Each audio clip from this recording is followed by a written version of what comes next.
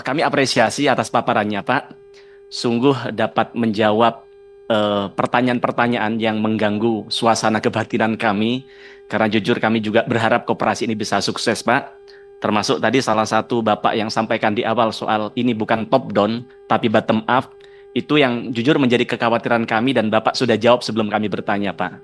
Karena sebagaimana kita tahu bahwa kalau top down kita tidak mau seperti di zaman Orde Baru yang kemudian jadi gagal dan sebagainya. Termasuk juga tadi Bapak sampaikan soal pemilihan jenis usaha. Kemarin kami berpikir bahwa kalau koperasi ini usahanya ditentukan oleh pusat, maka tidak relevan dengan apa namanya tantangan dan kebutuhan lokal. Tapi Pak Menteri sebelum kami tanya juga sudah menjawab atas pertanyaan itu. Artinya sebenarnya kita punya kesamaan, Pak. Cuman saya tidak tahu kenapa apa namanya tapi Pak ya saya tidak perlu sampaikan ini lebih detail lagi soal itu. Tapi kesimpulannya adalah kami tujuannya untuk bagaimana ingin segera ketemu Pak Menteri. Ini adalah bagaimana kami bisa mendapatkan paparan seperti yang kami dengar hari ini.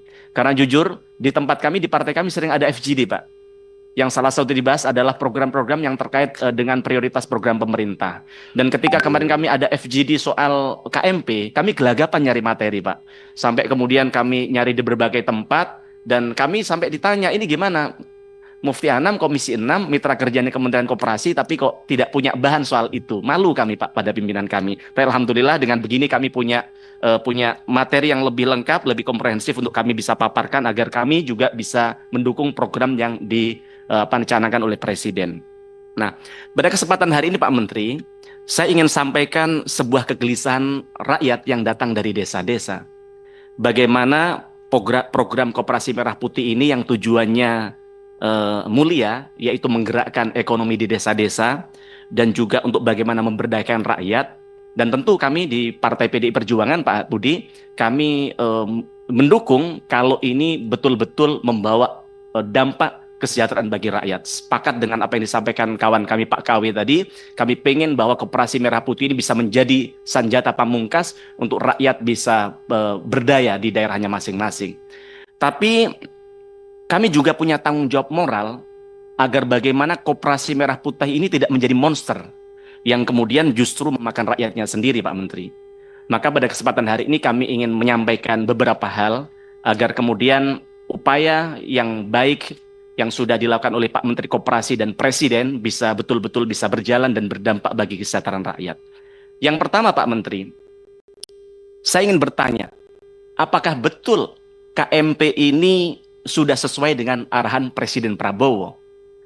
Karena kita sering kalau mendengar orasi-orasi dari Pak Presiden Prabowo yang mengatakan bahwa beliau sering bicara tentang kedaulatan pangan, kedaulatan ekonomi desa, gotong royong dan sebagainya. Tapi kalau kemudian Koperasi Merah Putih ini diambil dari dana pinjaman Himbara, yang jaminannya adalah dana desa, Pak Menteri. Apakah itu tidak justru bertentangan dengan kemandirian desa dan juga kedaulatan ekonomi desa yang selama ini digaungkan dan sering disampaikan oleh Pak Presiden Prabowo begitu? Nah, maka dalam persoalan ini saya sering bertanya-tanya dalam diri saya, Pak Menteri. Apakah benar rakyat diberdayakan dengan adanya KMP ini? Atau jangan-jangan masa depan mereka digadaikan begitu? Maka kami ingin dapat jawaban soal itu. Kemudian yang kedua, Pak Menteri, resiko menjadi monster baru. Pak Menteri, kita belajar dari bagaimana dulu di zaman Orde Lama ada namanya KUD. Betul ya Pak Menteri ya? Kemudian setelah itu ada namanya BUMDes. KUD dan BUMDes banyak yang kolaps dan bahkan bangkrut. Bahkan sengaja oleh para pengurusnya dibikin bangkrut agar duitnya bisa jadi bancakan Pak Menteri di masa itu. Nah, kami ingin mendapatkan jaminan yang konkret dari Pak Menteri agar KMP ini tidak bernasib sama seperti KUD dan BUMDes, Pak Menteri. Nah, bagaimana Pak Menteri bisa memastikan bahwa KMP ini bukan monster baru yang jadi alat bancakan dari oknum-oknum di desa? Kemudian yang ketiga, Pak Menteri, beban untuk Himbara dan dana desa.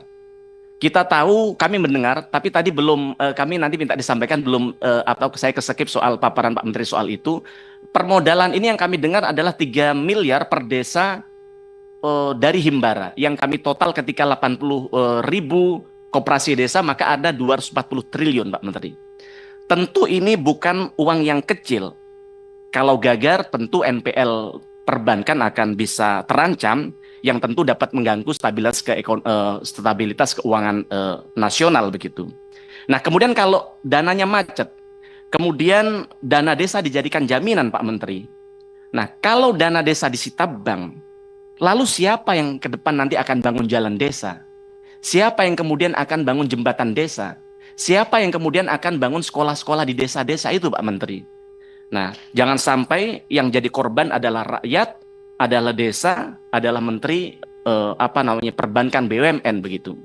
Kadang saya sedikit bertanya-tanya atas pernyataan dari Menteri Desa yang menyampaikan bahwa kalau koperasi merah putih tidak terbentuk, maka dana desa tahap kedua tidak bisa dicairkan.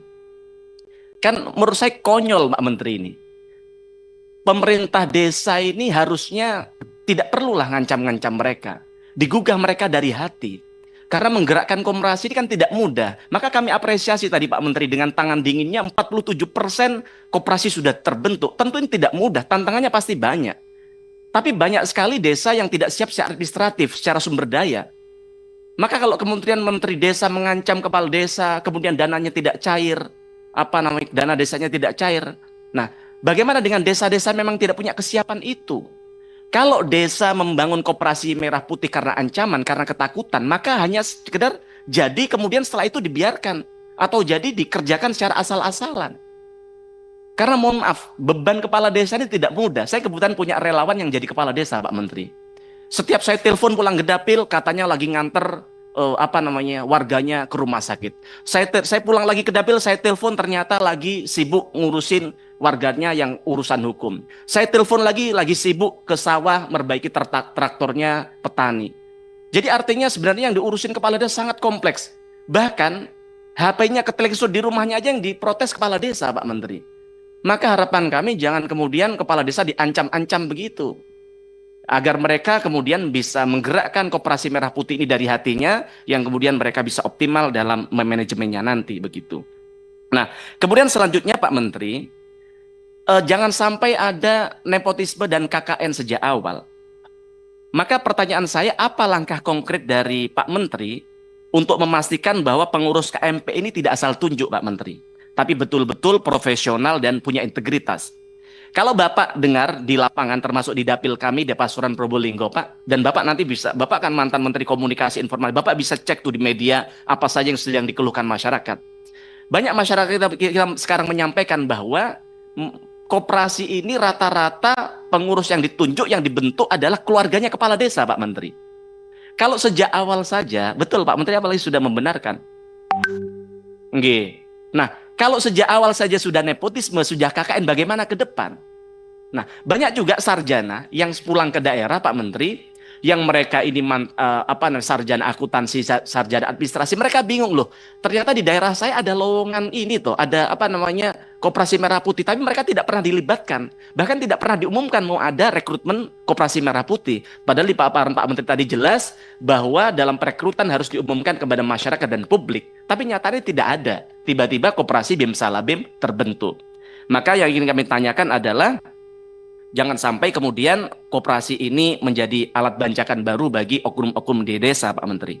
Nah, kemudian yang selanjutnya adalah kami KMP ini seperti yang disampaikan yang yang sering kami dengar bahwa koperasi merah putih ini salah satu yang dijalankan adalah usaha jualan sembako, LPG, pupuk dan lain sebagainya.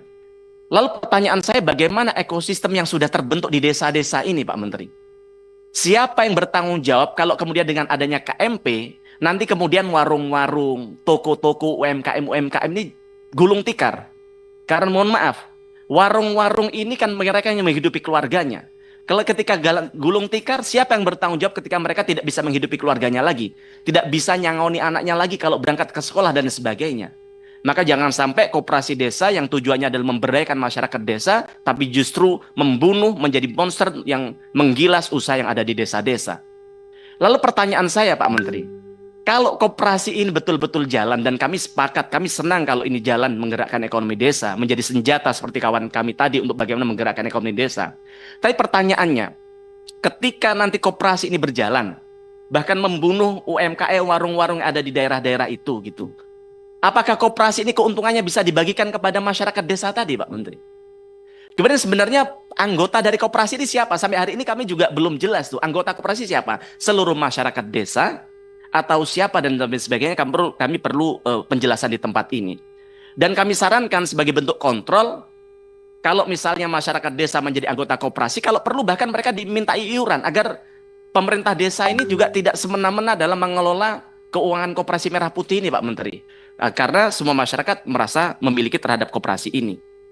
Nah, kemudian kami juga suka atas pernyataan Pak Menteri tadi agar bagaimana koperasi ini juga melakukan pinjam meminjam. Karena mohon maaf ternyata judol tapi tidak terkait yang urusan yang judol berkaitan dengan pinjol. Kenapa orang sampai melakukan pinjol, Pak Menteri? Karena ternyata Pak Menteri, orang ini selama ini mau melakukan pinjaman ke bank, walaupun bunganya 6%, ribetnya luar biasa. Aksesibilitasnya susah. Maka kami harap dengan adanya koperasi merah putih memudahkan mereka melakukan pinjaman yang agar mereka juga tidak terjerat namanya pinjol, kemudian terjerat namanya judol begitu. Nah, tapi dalam persoalan ini juga harus hati-hati, jangan sampai regulasinya harus diperjelas. Kami ingin tanya kepada Pak Menteri, kira-kira regulasi yang akan disiapkan oleh Pak Menteri apa untuk bagaimana memitigasi agar selama ini ada koperasi simpan pinjam di desa-desa. Tapi kan rakyat ini kadang yang nakal tidak mau bayar. Yang kedua, rakyat yang mau bayar, oknum desanya yang nakal, seolah-olah rakyatnya tidak mau bayar, tapi duitnya ditilp oleh mereka. Nah, bagaimana regulasi yang akan mengatur soal itu? Termasuk soal yang disampaikan kawan kami tadi, kami tidak sebut apa itu apa. Tapi kalau ternyata yang disampaikan yang sedang viral selama itu tidak benar, Pak Menteri, kami minta Pak Menteri untuk klarifikasi. Mohon maaf Pak Menteri, kami ini partai kami bisa jadi partai bersahabat untuk Bapak.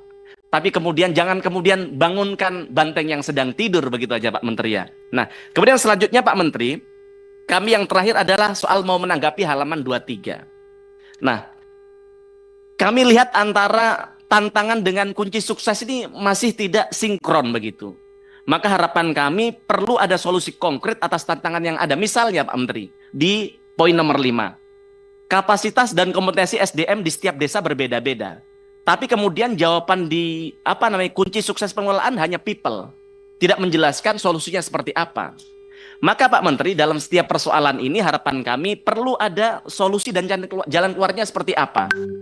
Dan sekarang yang sudah berjalan seperti itu, agar kemudian ini bisa menjadi kontrol bagi kami, bagi Kementerian Koperasi, bahwa benar-benar koperasi di desa ini bisa berjalan sesuai dengan arahan dan kebijakan yang dicita-citakan oleh Pak Presiden dan Menteri Koperasi. Mungkin sedikit dari kami, kurang lebihnya mohon maaf Pak Menteri. Matur nuwun, assalamualaikum warahmatullahi wabarakatuh.